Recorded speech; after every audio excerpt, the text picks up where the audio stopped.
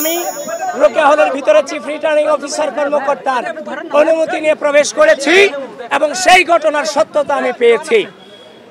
একজন শিক্ষার্থী, তাকে যখন ব্যালট দেওয়া হয়েছে, সে যখন ব্যালট নিয়ে গিয়েছে ভোট কেন্দ্রে বুথে প্রবেশ করেছে, তারপর গিয়ে দেখতে পেল সাদিক কায়েম এবং ফরহাদের ব্যালটে আগে থেকেই ক্রস চিহ্ন দেওয়া আছে।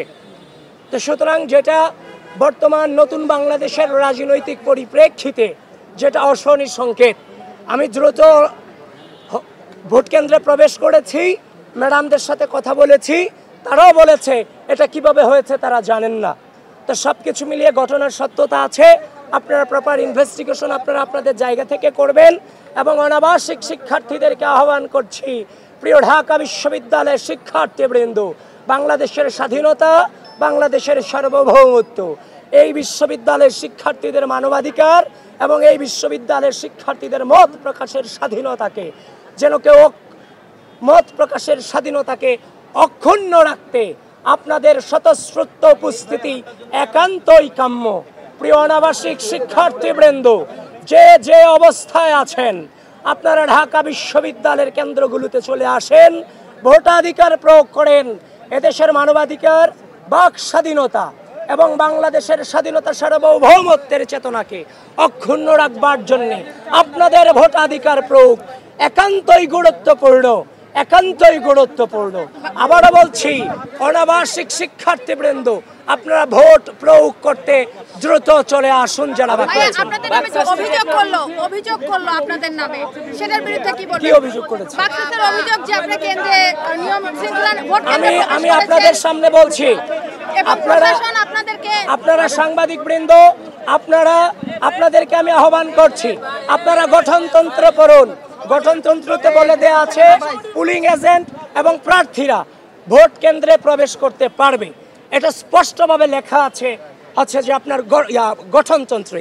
ইতিমধ্যেই কিন্তু এটা ফেসবুকে প্রচারও হয়েছে, সেই গঠনতন্ত্রের ছবি, 2025 সালের গঠনতন্ত্রের ছবি। অনিয়মের অনেক অভিযোগ আমরা করতে পারতাম সকাল থেকে, যেমন আমাদেরকে প্রপারলি পরিচয়ের কার্ড আমাদেরকে দেওয়া হয়নি।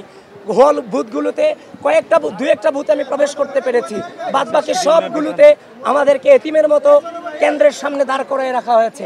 একজন ভিপি হিসেবে ভিতরে কি হচ্ছে তার তো তদারকি করার দায়িত্ব আমার আছে, সেটা তো আমাদের দায়িত্বের মধ্যে পড়ে, স্বচ্ছতার নিশ্চিত করুন ক্ষেত্রে।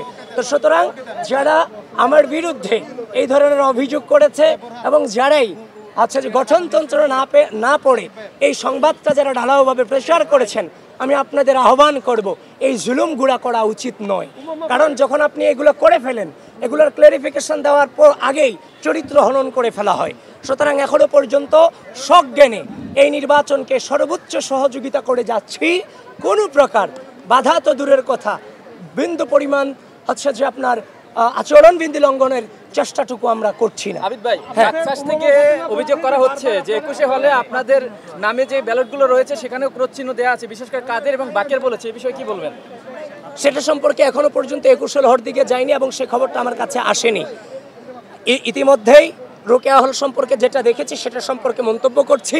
একটু পরে আমি ভোটাধিকার প্রয়োগ করতে যাব উদয়ন স্কুলে, সেখানে ওই সম্পর্কে আমাকে জানতে হবে, তারপর আমি মন্তব্য করতে পারবো। এর আগে আমার মন্তব্য করা সম্ভব না। আমি আবারও বলছি, ঢাকা বিশ্ববিদ্যালয়ের অনাবাসিক শিক্ষার্থীবৃন্দ, আজকের এই দিন বাংলাদেশের দিন, বাংলাদেশের বিজয়ের দিন, বাংলাদেশপন্থীদের বিজয়ের দিন।